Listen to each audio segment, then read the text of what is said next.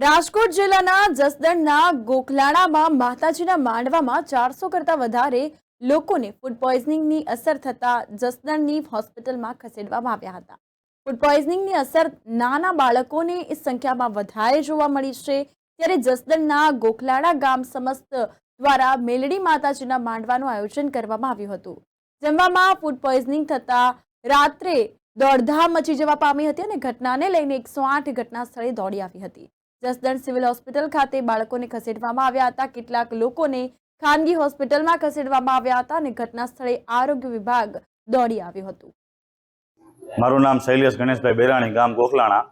માતાજીના માંડવાનું ગામ ગોખલાણાએ આયોજન કરેલું હતું। એ દરમિયાન માતાજીની પ્રસાદી બપોરે લેતા ગામમાં અંદાજે 350 થી 400 ગ્રામજનો તેમજ બાળકોમાં વધારે અસર જોવા મળેલ હતી। એમાં રાત્રે આ તકલીફ ઝાડા ઉલટીની તકલીફ થતા તાબડતોડ જસદણ આરોગ્ય કેન્દ્ર અને ખાનગી હોસ્પિટલ એમજ કૃષ્ણા હોસ્પિટલ અને ડૉક્ટર રવિરાજ ચાવડાનો સંપર્ક કરતા બધા બાળકોને 108 અને પ્રાઇવેટ વાહનોથી અહીંયા જસદણ હોસ્પિટલાઇઝ કરેલ અને પ્રાથમિક સારવાર આપવામાં આવેલ છે। સિઝનના કારણે એવું બની શકે કે કંઈક એવું ફૂડ પોઈઝનિંગ જેવું થયું હોય અને આગળ તો રિપોર્ટ આવે પછી ખ્યાલ આવે। હું ડૉક્ટર RM મૈત્રી મેડિકલ ઓફિસર તરીકે ફરજ બજાવું છું।